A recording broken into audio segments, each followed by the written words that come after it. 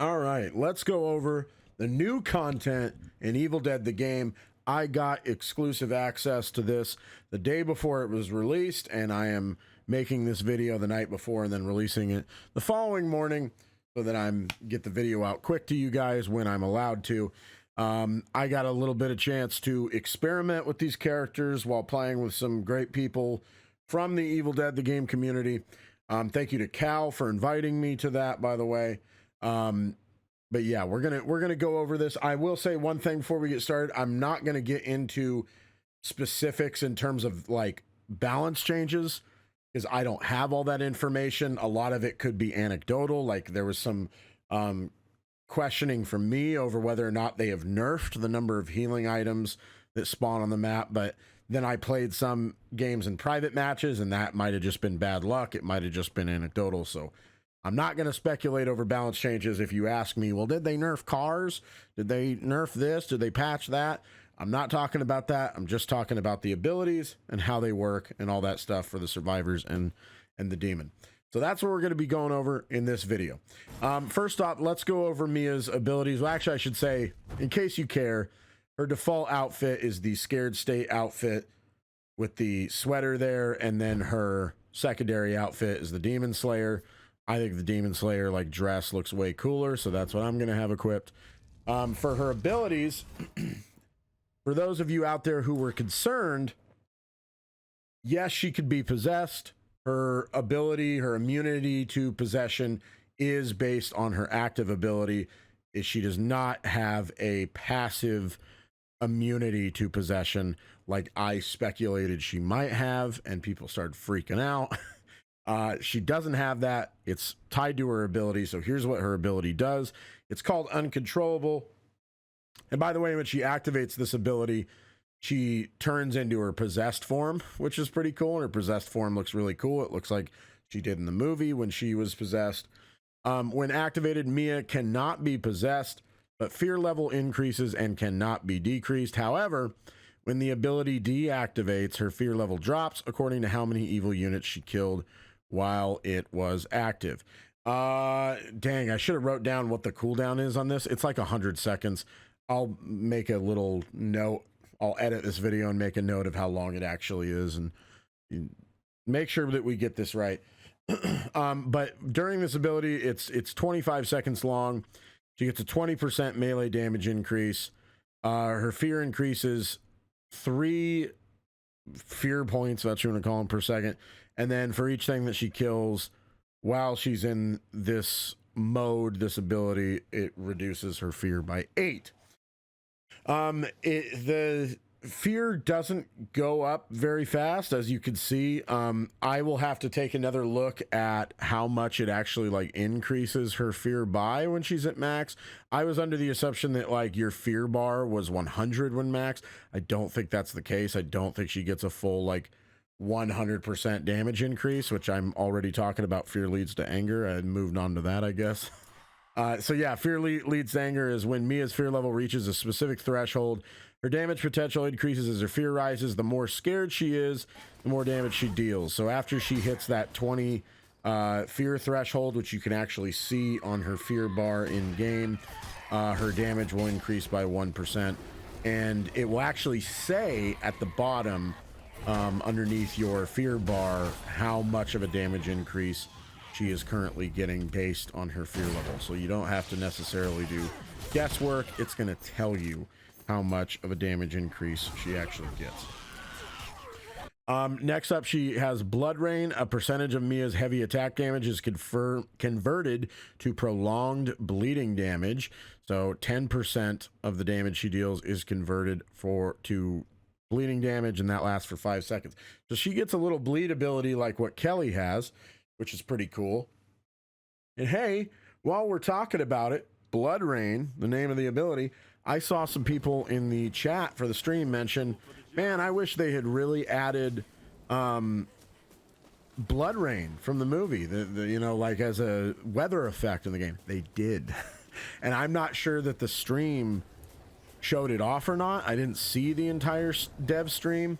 But they did add Blood Rain. I'll have a video spliced in here of me seeing the blood rain weather effect on the new map, which is really sick. It makes the whole ground bloody on the entire map, which is awesome. It looks really, really cool. And then her final ability is Weapon Master Machete. The machete has a faster attack speed, deals increased health, balance bar, and dismemberment damage. I did some testing. I made sure that I wasn't in some leader's aura. I made sure that I was not getting a buff from her extra fear damage ability. And from what I could tell in my testing, she gets a 10% increase, which, as you know, that's 5% more than what warriors typically get. Usually this is only a 5% increase. I do not know right now, and this might be revealed in the patch notes when this all officially releases. I do not know if every warrior has gotten this buff. I don't know if they've changed it to where every warrior's weapon master has been changed from 5% to 10%. But I do know that in my testing on Mia, she now has a 10% increase to damage with her machete. So there you go. At the very least, on her, the damage is greater than it was on past warriors. Mia, by the way, for those of you wondering, she cannot use the chainsaw. Just throwing that out there. Cannot pick it up. So for those of you who are hoping she could pick it up, because she used it in the movie and had that super metal kill on the demon, not going to happen. She cannot pick it up. I tried. Doesn't let her pick it up.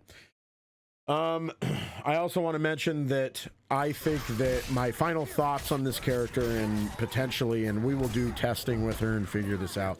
She is obviously a pure damage warrior, and I think that there is quite a bit of potential for her to be really crazy and possibly be an option to replace like a hunter on your team. I think she potentially could be huge on like the book when the boss spawns, and having the ability to, you know, do a ton of damage when they are now immune to fear bar, or balance bar I should say, and being able to hit them with a heavy and bleed them out.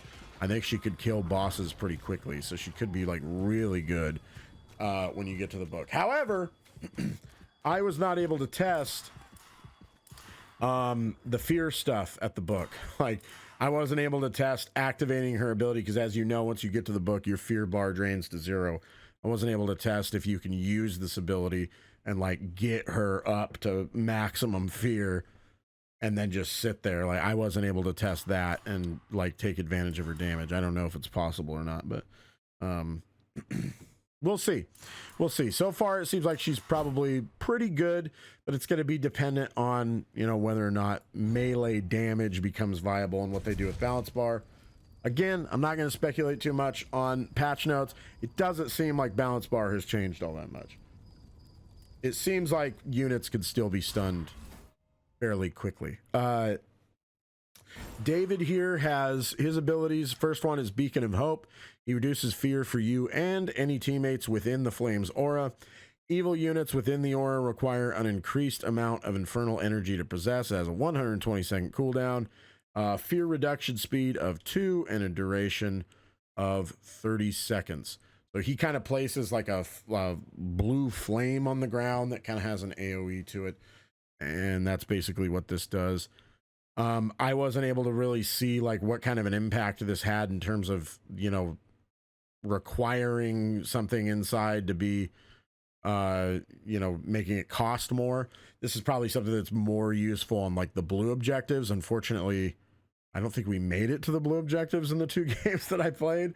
We got rocked, so didn't get a chance to like fully test that. I'll go down to level 25 because this is related to his active ability. Boosted Beacon increases the range of Beacon of Hope's aura and the infernal energy cost to maintain possession within the aura. Attacking a possessed evil unit within the aura reduces the demon's infernal energy. I was able to use this a little bit because I was able to like drop it after the demon had already possessed a unit. It does seem to drain infernal energy pretty quickly.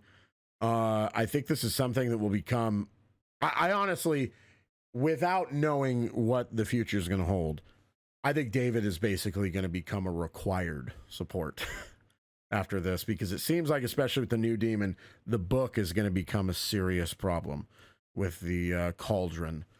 And so possibly one of the strategies is going to be having his ability ready for the boss, and then like using that to try to just, rather than kill the boss outright, completely drain all the demon's infernal energy and kick them out of the possession. I think that could be a possibility, especially if you combo him with Hunter Ash's ability, and you finally get to use Hunter Ash's ability on a boss instead of always saving it for basics and for teammates. So that could become a thing. This was pretty noticeable. At one point I did kick the demon out of their basic possession, and it was so Hinky who was playing, and he was kind of like, whoa, what happened there? And it seemed like it does happen pretty quickly, and we weren't even hitting the unit, and so they would drain even faster if we had been hitting him. So this one is kind of crazy to me, because Soda Pop as an ability seems really good. Soda Pop, when David drinks a Shemps, he and all nearby survivors take less damage for limited time. 30% is pretty significant. A 30% damage reduction is quite a bit, and the effect duration is 30 seconds. So if you can get Shemps on this guy, assuming that they haven't like nerfed the number of healing items, but if you can get Shemps on this guy like you can with, say, Cheryl, he could probably be like better than Cheryl, because a 30% damage reduction is no joke, and he gets it every time he drinks a Shemps and affects people with this. Like, this is really crazy on the last three objectives, on the book and the dagger and the pages. This ability is like crazy. It's arguably, I'd say, like one of the best support abilities in the game. And it's kind of funny that this is kind of tacked on. Like, you'd think that the highlight of David would be Beacon of Hope and Boosted Beacon, but then he's just got this thing, which is just crazy. And then he's got Weapon Master Nail Gun. In my testing, this is a 20% increase. So he already gets that natural ranged decrease due to him being a support. Supports all get a 20% decrease in damage